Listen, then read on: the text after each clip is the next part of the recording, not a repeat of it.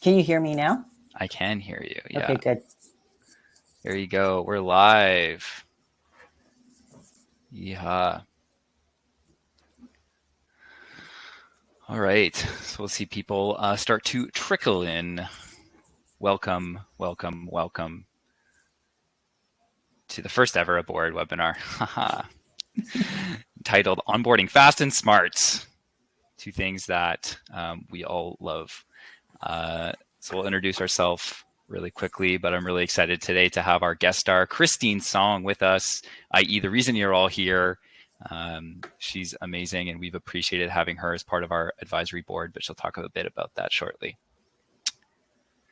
So I'm going to go ahead with our personal introductions as I see people are continuing to join.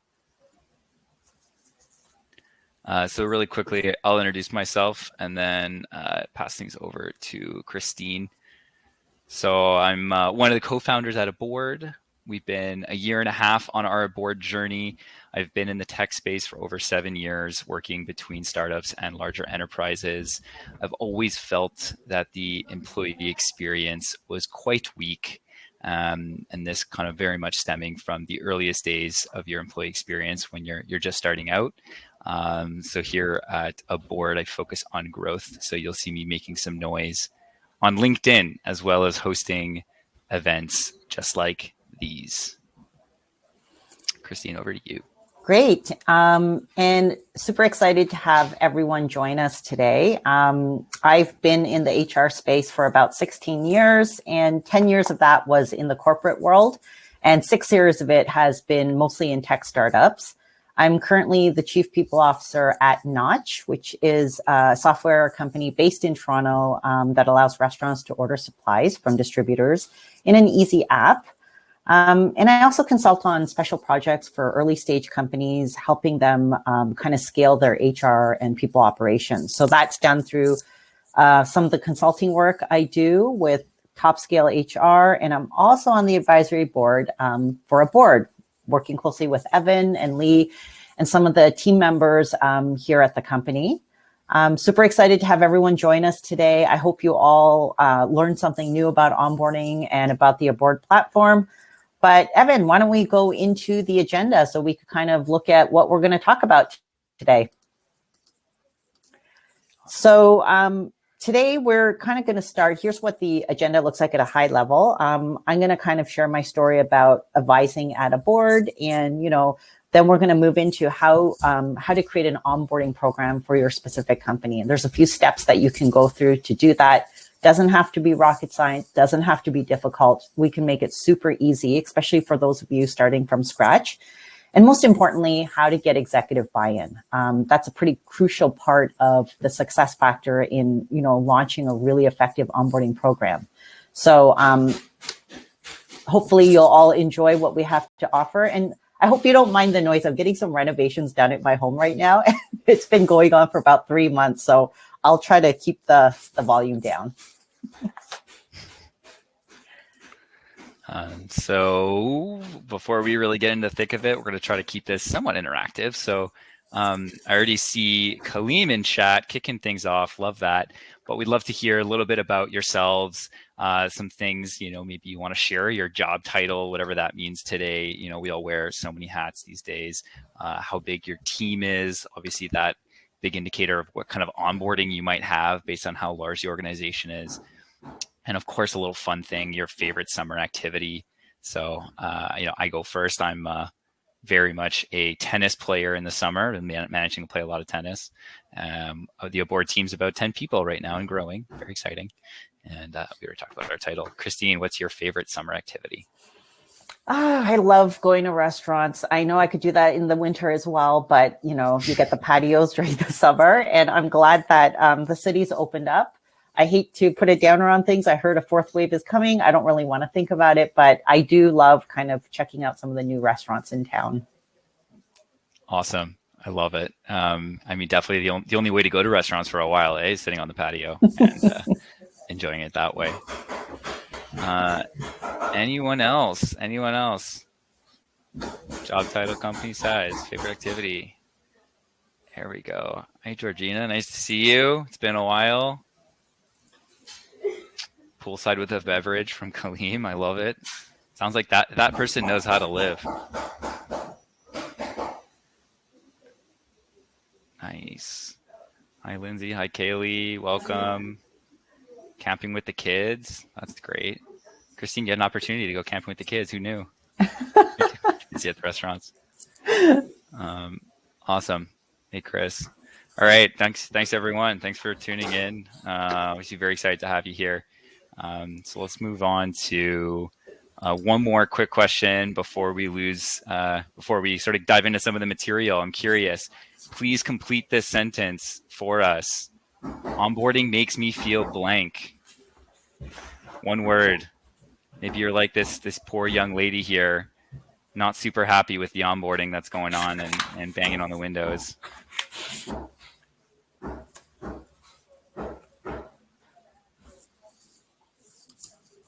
I'll start. I mean, onboarding makes me feel excited. I typically get excited around onboarding. It's such an opportunistic time. Overwhelmed. Love it. Yeah. Great. All caps. So good. Excited. There you go, Georgina. Not so happy. Yeah. I love it. We're almost getting a perfect split of answers. Some positive energies, positive vibes, and of course the worried, not so great, not so positive.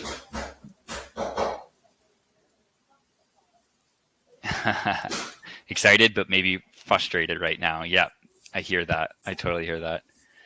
Cool. Well, thank you, everyone. So I think we'll hopefully help anyone who's confused with your confusion and anyone who's excited and happy, maybe giving you some new ideas. So without much further ado, Christine, I'll pass it over to you. Mm-hmm. So, many of you are probably wondering why decide to work with a board. And, I think there's personal and professional reasons. From my perspective, I mean, ever since I started working in HR never had a really good rap. Back in the days, it was very much about policies and procedures and, compliance and all the ugly stuff about HR. And for me, I've always felt that HR can be a really exciting role. And it's all about experiences that people have and the opportunities that you have to create an amazing experience for people. And especially so when you join a new company. When you think about anytime any of you have joined a new company, it's exciting. It's a little bit scary. But the ones that actually go through a really exceptional onboarding experience are the ones that come out of it feeling like, wow, this connection I have with the company is really exactly what I was looking for. And this is what employers or HR professionals are always looking for. So, when Evan and Lee reached out to me and said like, hey, we developed this great platform that engages new hires and really sets the tone for that entrance into a new company. I thought, wow, this is actually quite exciting.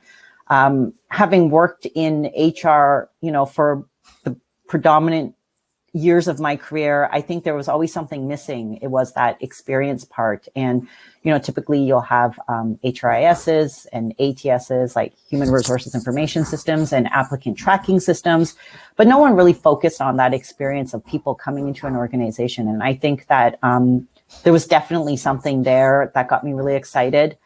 From a personal level, working with Lee and Evan is such a great experience. They're really, really great guys. They actually really care about, people and the experiences that they go through and how much they want to help HR people is, I think, commendable. I think that, all of us living through COVID and the pandemic have realized that, going to work isn't just getting a paycheck and, grinding it out for the week. You really want to enhance experiences for people. And so I think a board is doing just that, especially in the beginning of a relationship, which is really exciting.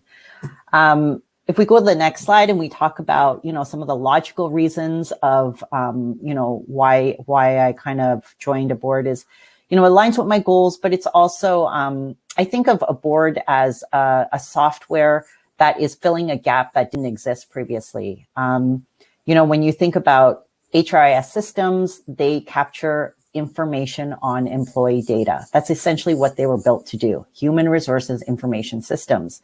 And then when you think about applicant tracking systems like iSIMS or Lever. It's to, track candidate sourcing. You're trying to recruit people into the organization. And back in the olden days, that's all you needed, those two software, and life was good. But as HR professionals, we know that, the evolution of the employee experience has been greatly enhanced over the past few years. And I think there's definitely a gap missing. I do get a lot of HR leaders reaching out to me going, do you know of any platform that focuses on onboarding specifically? I get this question a lot because onboarding is so, it's so unique, it's so special, it's imprinted in the minds of new hires. They'll never forget their first week, their first day on the job. And so a board kind of filling that gap, I think, is important. And yes, we use a board at our company at Notch. When we were first hiring, we used the basic HRIS onboarding tool that came with our system. And it was a checklist. It basically ensured people handed in their void check, made sure that, documents were signed, and it wasn't very interactive. It wasn't engaging.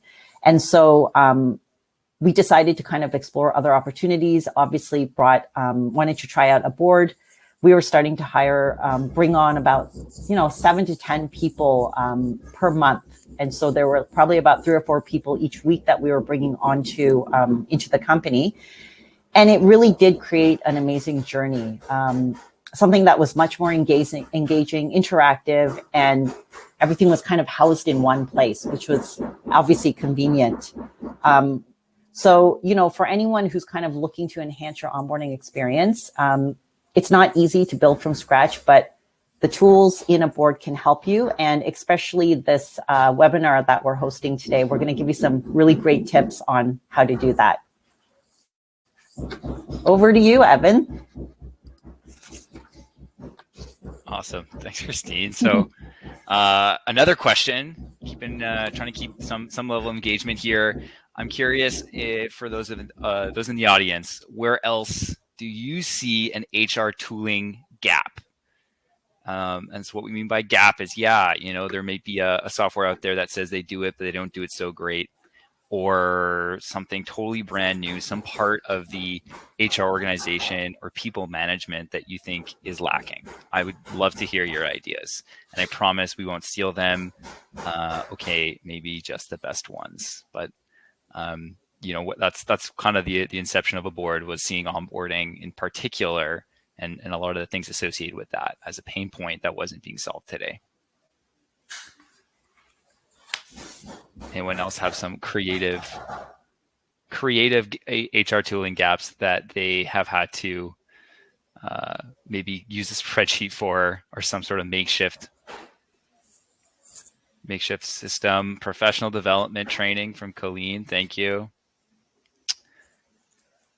I could definitely see that helping people grow when they're on the job, enroll.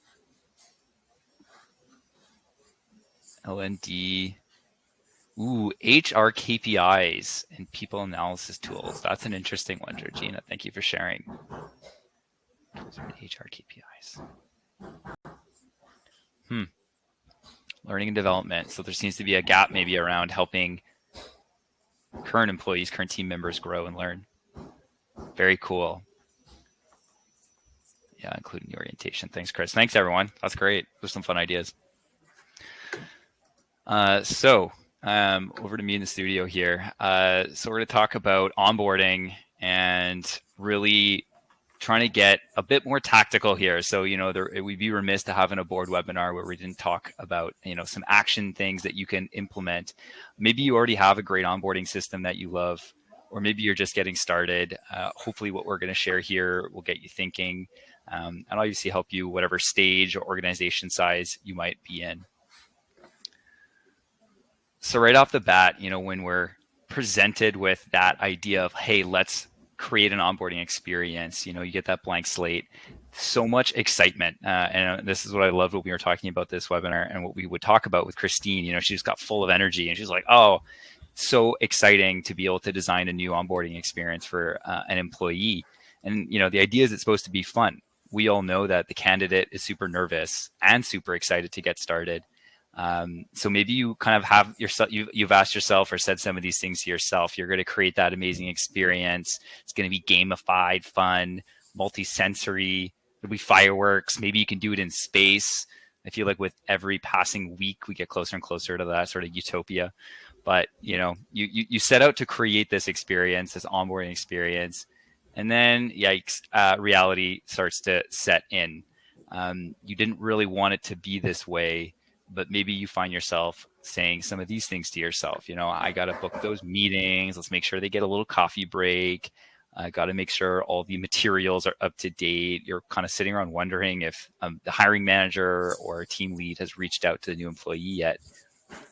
So obviously it's not what you had in mind for your onboarding, but it is what is needed. And of course, it's what's achievable given the constraints of resourcing at your organization, your team size, maybe budget constraints. You just may not have a lot of money to buy like a cake for every new employee. And of course, just the constraints of time. You probably have a lot on your plate, including and beyond onboarding. So you're not always going to be able to deliver that experience that you want. Christine will tune back in later on and kind of talk about maybe how we can move these constraints by getting some executive buy-in. But ultimately, something still needs to happen when that new employee is starting and starts. And ideally, it's better than 8 hours of back-to-back Zoom meetings. And just to kind of give a shout out to anyone in the audience, if you are that one person HR team, maybe you're the first HR hire at a growing tech company, or you're just the only professional in your small to medium-sized businesses that really has to handle HR duties. You're the one who's doing the recruiting, the onboarding. You're doing compliance, benefits, engagement, culture, and even unfortunately that offboarding when an employee decides to leave. So, just want to give you a quick shout out. We hear you. We know you're out there, and we, the Abort team, are here for you. So let's talk about how we can fix that. We're going to go through 3 steps rather fluidly, talking about laying out your onboarding plan, getting others involved, and then, of course, making it happen. Everything great happens in 3 E's. So right off the bat, the first thing to tackle is, of course, the plan. And so a lot of people look at this as like a calendar, it's a day-by-day breakdown, or it's a spreadsheet. It's just a bunch of to-dos all stacked on top of each other, one after the other.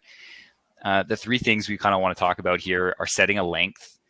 So people often ask, hey, how long should my onboarding be? What's optimal? And, there's some crazy studies out there. I know Kaleem will know something about this that says onboarding can be like 18 months long, a year and a half of ongoing development and training and growth. But we say, if you're just getting started, let's start low and grow. So let's start off with a 1 week solid, not over the top, not overbearing onboarding plan. And then we can sort of graduate to a month, 3 months, 6 months, beyond, and really try to look at, that employee welcome as much more than just a day or a couple of orientation meetings. Second thing we want to do is set the touch points. And so we say kind of at the end of each milestone. So of course, depending on how long our onboarding is considered, let's sort of hit the specific milestones for that employee's journey. So of course, their first day is a milestone. Getting to the end of their first week is a milestone. End of the first month. End of the 3 months, in a lot of places, that's probation. So making sure you have some touch points, some conversations. You can't replace time with that new employee as much as you want to with recordings and content. Spending time with that person is so important. So, making sure that, yes, you have those conversations, those open forums set up. Last but not least, we want to identify the MVP of content and know that's not the most valuable player. It's the minimum viable product, meaning how can you effectively communicate all these different things about your organization in the most, streamlined and simple manner. Of course, a lot of organizations, we see this stuff written out in Notion, in a Google Drive as a slideshow. Maybe it's just straight up PDF, although those are super boring. But really the idea is you want to inform your new employee some of the basics about your company, about the team structure, the team's structure, what they do, You want to talk, of course, about their role in particular. And, it's shocking how many people can get into a role and still not know how to succeed or what they're supposed to do day to day. So making sure that that's clearly stated somewhere. And then last, of course, not least, I think every company these days, it feels like has, 20 different softwares that they use and they all stack on top of each other somehow. So having that all kind of listed out, informing that new employee what are the tools they'll be using in their role, and specifically maybe the nuances of using those tools at your organization, because of course every company might use a certain CRM differently, for example. So let's get that plan in place, set the length, set the touch points, identifying that content and coming up with it. That takes time, but once it's done, it's done. Next step we're going to do is pulling in the crew. And to be honest, when I'm talking to HR professionals, organizations of all shapes and sizes, this is the number one gripe. My managers don't care. They don't do what I'm asking of them. It's like I'm trying to get the buy-in, but it's just me yelling into a void. So obviously that's tough. Again, Christine will have some fun things to say about that, but it's still important that you approach onboarding as a team sport. Obviously every company will have like a sales department, marketing department, everyone's got their function. Onboarding is a bit more of a cross department thing. It's the whole company needing to get involved to welcome that new employee. So short list of people who really should be involved at the bare minimum: yourself, you're the onboarding lead, you're the administrative lead, you're the HR lead, you're the person who's kind of quarterbacking the whole thing, for better or worse. You have a buddy. So bringing in a buddy system to the organization, super low cost, super easy to do. We typically suggest that the buddy comes from a different department than the new employee. So at least you get some sort of cross-department pollination. It's not just another salesperson onboarding another salesperson, but obviously someone who's got a great attitude, who's a little senior, who you can depend on, rely on. That person would make a great buddy for the employee.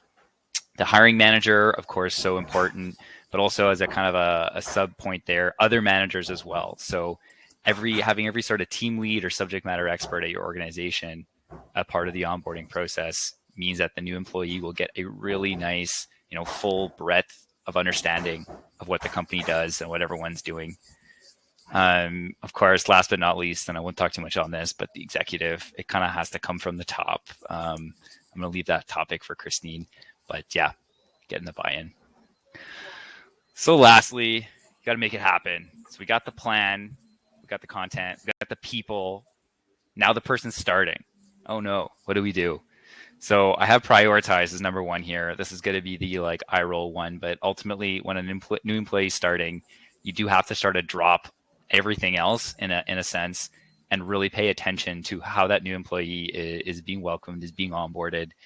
It's you sort of only get one shot. And so to say, I'm super busy right now, I'll onboard them next week, you're already perhaps, doing some damage, unfortunately, to how that new employee perceives the organization.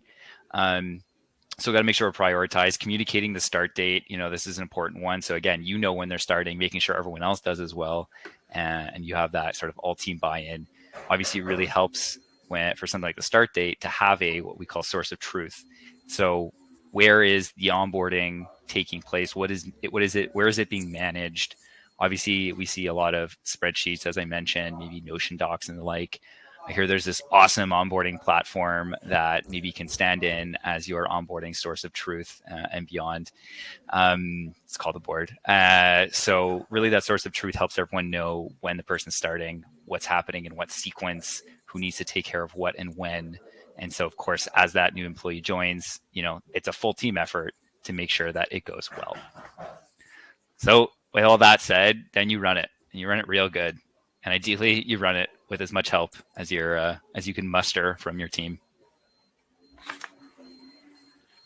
Amazing. And in the next slide, I kind of wanted to get some, thoughts in chat about your current onboarding and how it's set up. And I'm pretty sure that, as HR professionals and leaders here, there is some sort of onboarding that you've probably created in your organization. And, I want to ask 3 questions. Is it scalable? Is it engaging? And is it connected? And the reason why those 3 questions are asked is, When you think about scalable, there could be a process that you have right now. Maybe you're a smaller company and you're like, oh, it's working, nothing's broken. I can manage the onboarding, just kind of manually doing it on my own. But if you were onboarding 10 or 20 new hires every week, would it still be scalable? Would it actually work, or would it be broken? So that's the question I have. When I think about, is it engaging? A lot of HRIS tools come with the module that says onboarding. We have an onboarding capability, which is great, but I've used pretty much all of them. I've used Bamboo HR. Currently we have Rippling as our HRIS. It's still not good enough, the onboarding. It's basically a checklist, I find, and it's not very engaging. It just kind of reminds you of all the things you need to include in your onboarding. That's not an onboarding experience. So, does it have that wow factor? Is it something that like someone could walk away from and go, man, that was like amazing. It's like so memorable. I'm never going to forget this experience. And then the third question is like, is it connected? I know that there's tons of tools out there, tons of software, tons of places where you could store data.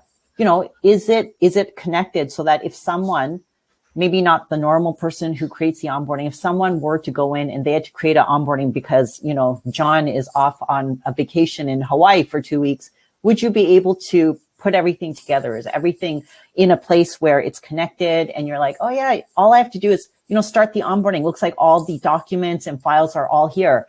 Is it connected together? And I would say that, if you don't have all these three components, there's an area where you can actually improve. This is where you're iterating and making it better. And probably the easiest way to do that is through software. Software makes our lives easier. For me, it's automated a lot of things from the HR jobs of the past, where everything was very administrative and we were kind of known as like that back office kind of job role, which is now today very engaging. You are at the front and center of creating that experience for employees to engage with the organization and their managers and create that wow factor. So, would love to see if anyone has any thoughts in chat about their current, onboarding program. Is it scalable? Is it engaging? And is it connected? I think everyone's shy. Don't be shy. We're all, yeah. Let's see. Eglinton, hello. Scalable, yes. Engaged, probably not. Connected, yes-ish. That's very fair. Very fair. Oh, wow. Thank you, everyone, for sharing. It's great. Yeah, difficult to get the engagement or participation, especially with remote. Yeah, we haven't talked a lot about remote, but we will. Nothing memorable, sadly. Yeah, everything is connected through HRIS. Nothing wrong with that. It's good to have something. Yeah, so disconnected, not well integrated, pieces from different places. Tips for identifying, here, Christine, there's a question from Lisa. Tips for identifying the generic content that is most beneficial at a particular time. Let me see. Tips for identifying the generic content that is most beneficial at a particular time. It's almost like a timing of like, when do you give content? Like, Yeah, when I think about the way we built out our onboarding program from personal experience, I would say it grew from something that was 1 day to 1 week to now I think it's extended to 2 weeks. It really depends on who you're onboarding. I would say onboarding an executive is going to look very different from onboarding a manager, from onboarding an individual contributor, or even an intern. And the materials that you provide some of them are going to be generic about the company, maybe our history, about our CEO, but there are going to be some components of your onboarding that are going to relate to the role that they're coming into. An example just off the top of my mind is when we're onboarding people that are coming from overseas. We're hiring some developers that are coming from overseas. Their onboarding also requires something more in depth about Canada, about living in Ontario, some things about, what you should know about working in the city, where you might want to look in terms of renting a place to live in. There's going to be much more in-depth logistics type of information that's included in an onboarding for someone from overseas. So I would custom tailor it to the type of person that you're hiring and the role that they're coming into. Our sales onboarding also includes a lot of sales boot camp material, a lot of product knowledge, because they're going to be selling the product essentially.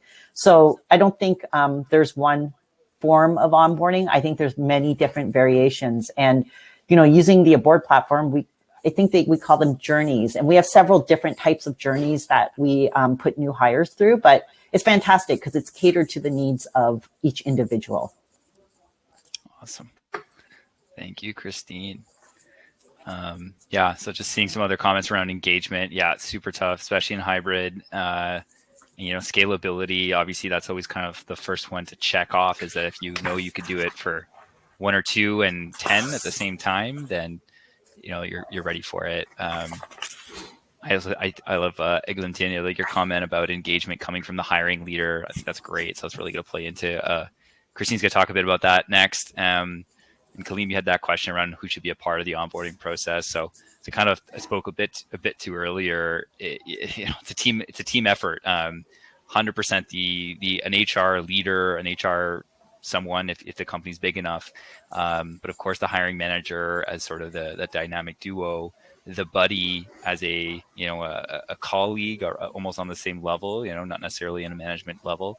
And then when it comes from the rest of the team, it becomes a bit more organizational dependent, but having every team lead involved in the onboarding process so that the sales leaders talking, the development leaders talking, the marketing leaders talking, everyone is getting the opportunity to engage with the new employees, and new employees are getting the opportunity to engage with the leadership. I think it's so crucial. I'll actually, anecdotally, when I worked for Softchoice in Toronto, so a big IT reselling company, I joined, I think, when they're around 500. They're probably up to like a few thousand now. But for every single onboarding cohort, which they ran, I think monthly, the CEO would show up and stand up in front of the room, in front of like the 10 or 15 people being onboarded in that cohort, and spend half an hour taking questions. And I thought I still to this day remember that. I think that was so cool, because here we are like a week into the role. Who are we, and then the CEO comes in, and very personable and easy to talk to person. And we could just lob like random questions and comments or ideas, and he would sort of talk them through. And it was just memorable, and that's not like he taught us a whole lot. We had other people to teach us, but it was just really nice. So long-winded answer there. All right. Christine. Yeah, I love your story about Softchoice. It kind of reminded me of, when I talk to new hires that come into an organization, they do feel special when people take time out of their day to welcome them to the organization. And a video is good, but live is better for sure. It reminded me of years ago when I used to work at Loblaw. We had one day out of the year that was Bring Your Kids to Work Day. And, every kid that was brought into the organization for that one day was a child of an employee, and they spent the day with HR.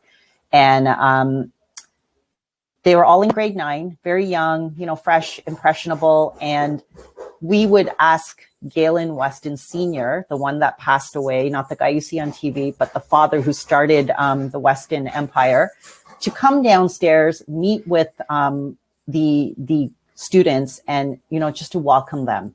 And I remember all the kids just, wow, oh my God, it's really him. He came to see us. That wow factor doesn't change when you have new hires coming into an organization. I've heard of new hires saying, wow, the CEO would come in and greet us and welcome us. He would sit down and have coffee with us and allowed us to ask questions. Know that makes an impact to your new hires. So I love the story that you shared. But that brings me to executive buy-in. If you're an HR person that's trying to roll out a new HR onboarding program, it's probably not going to be successful if it's just run by HR, and HR people are just telling managers, this is what you need to do, and this is what time you need to be there. It's going to be very disengaging for a hiring manager. They need to understand the why. As Simon Sinek says, understand the why. Why are we doing this? Why are we putting so much time and energy into onboarding? Like, I've got so much work to do. My day job is in development or in sales. Why do I have to do this? Why can't HR just take care of it and pass me the new hire after a week or two? It doesn't actually work that way because new hires can feel it. They want to feel engaged. They want their hiring manager to just be as excited as they are to join the organization. And the time that you commit to do that is super important to them. They could see that. And let's face it, people are really, really smart and sophisticated. You can't pull the wool over their eyes. They know what to expect. And so you want to start from the very beginning, get executive buy-in. What I typically do when I join a new organization and I check out what onboarding looks like, it ranges somewhere between mediocre, like it's okay, but there's room for improvement, or, we're just starting from the very beginning. And what I do is I usually start with the CEO, and I want to make sure that the CEO understands that, number one, that it's important. Onboarding is really important, and that they want to ensure that it's a success. If you truly want it to be successful, you're going to lean into the process. You do have to have a conversation with every leader as well. Once you get that buy-in from the CEO, he understands why it's important, he or she. I typically lean into the executive team or the management team, and now it's time to get them excited about it and get them to understand why it's important. That means that each leader will take the time to provide a meaningful presentation about what their team does. Each leader will provide an introduction about personally who they are, maybe why they joined the company, create that kind of engagement together. And it also means the logistical things, like leaders are going to show up on time. I don't know how many organizations I joined where it's the new hire's first day, the hiring manager forgot or is late for work, and the new hire is kind of sitting there waiting on a bench for the manager to come in. It creates a lousy experience that they'll probably never forget. So you want to showcase why it's important. And it's also, each participant understands the importance of their part. If they understand why it's important and they've gotten the why behind it, they're going to want it to be successful. I always say that, bringing new employees into an organization, creating that engagement isn't very different from dating. You don't want to be late for a date. You don't want a date to be boring. You want it to be engaging. And when you go on a really great date, it becomes memorable. People will think about it for days, years. It becomes a great start to a relationship. And so kind of think of it that way. Is this how you would treat a first date? And once you kind of have all that kind of successfully locked in, now you can, start adding the details and start passing out the responsibilities and creating that schedule.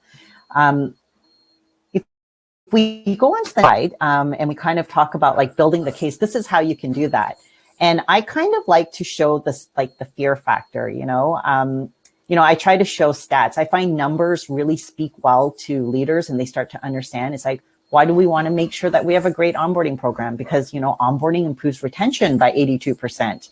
Onboarding increases productivity and, it increases a new hire's retention, the ability to kind of want to stay at the company. We've kind of all heard about the Great Resignation. It's in articles all over LinkedIn. And we know that, after going through the pandemic, it's been a year and a half of really being locked in. Most of us, if not all of us, have been fully remote. And we know that with the return of work pending, a lot of people have had time to reflect and ponder, do I really belong at this company? Do they really appreciate me? Am I feeling like this is the place that I want to stay at for a long-term relationship? And if it's not, it probably shows in your onboarding as well. This is when people are most impressionable when they come in. That first 90 days, there's no commitment there. I've seen a lot of people leave over the first 90 days because the onboarding wasn't impactful. The hiring manager didn't really lean in and provide a great experience. And then the connection wasn't made. So the people are like, I've only been here for a couple of weeks. I don't really feel aligned with the organization. I'm going to kind of look around. Someone just called me recently and reached out to me on LinkedIn and asked me for a conversation. I'm going to pick up that phone and kind of talk to them because I don't kind of feel it right now. So there are risks to not creating an effective onboarding program. It's the start of a relationship. And so getting that executive buy-in is definitely important. When you think about the cost of replacing an employee, I think, it's about 33%. I've heard it's even higher as the role is more senior. Executives, you're going to lose a lot more than 33%. And so anyone who's lost employees, especially early on in their tenure, it creates a demoralized environment for other people. It's like, oh, John was here and he just left after like 6 months. Then everyone in the department kind of feels like not really feeling it. Something's going on in our department. And that is something that, HR leaders and CEOs should be thinking about top of mind, that retention and tenure. And so kind of share a little bit of the fear factor with managers. This is why you kind of want to lean in and ensure that your program is successful.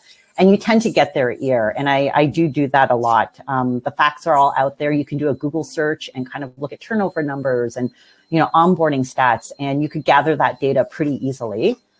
But, when you go into the next slide and you look at, maybe you got lucky with your CEO.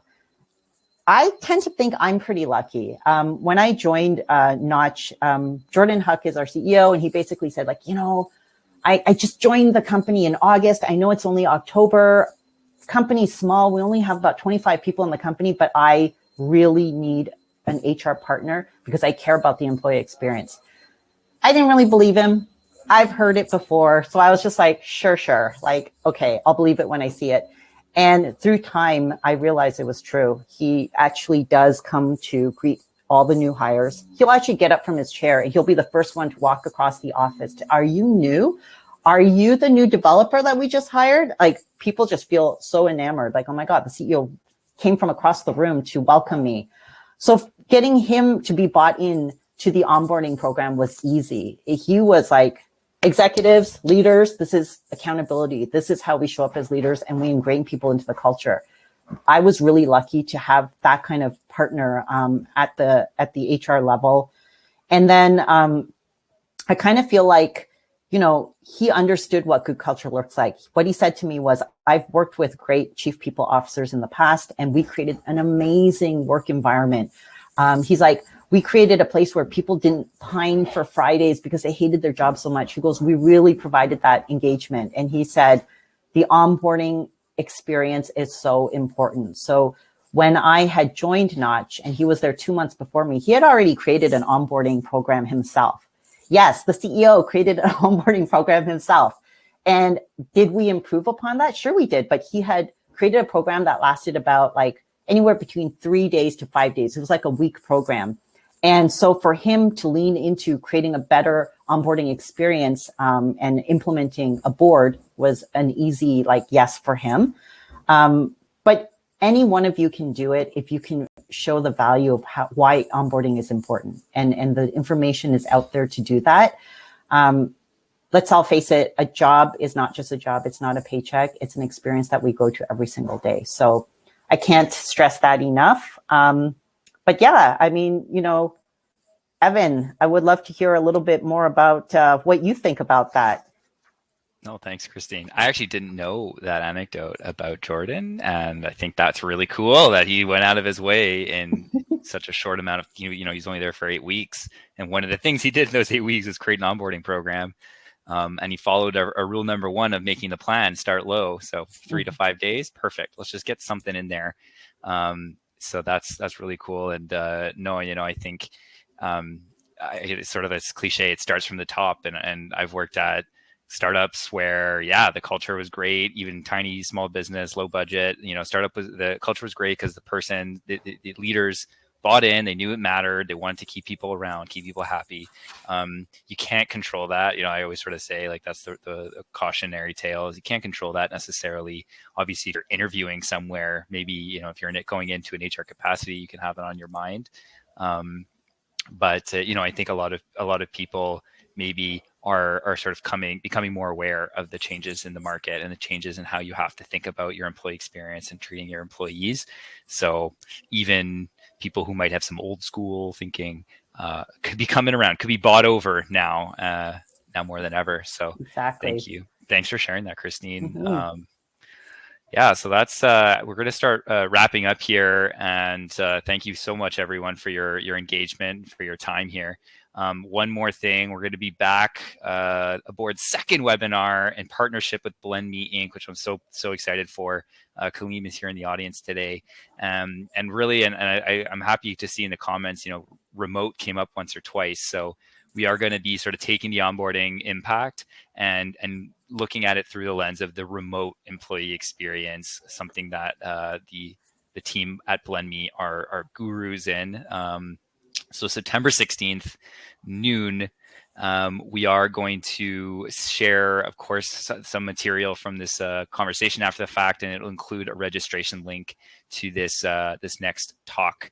So I hope you will join us for that as well.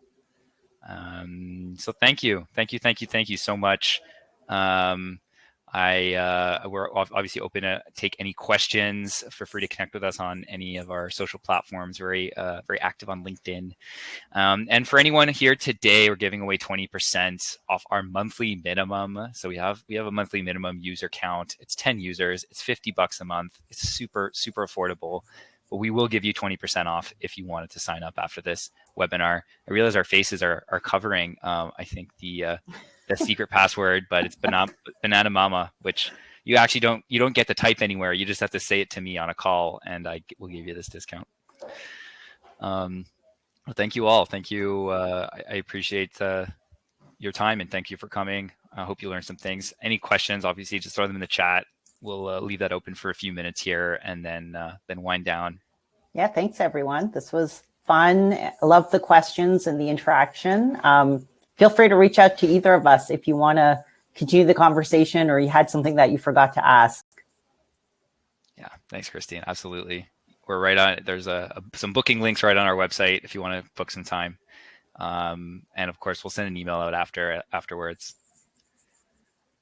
Cool. Well, everyone, I appreciate it. Words of kindness. So I think we'll wind things down unless any burning questions coming through. Unless a really big one comes right now. No. Okay. Awesome. All right. Thank you, everyone. We'll obviously send some things over by email next week. And yeah, have yourselves a great end of your week. Thanks, Christine. Everyone. Thank you. All right. Bye.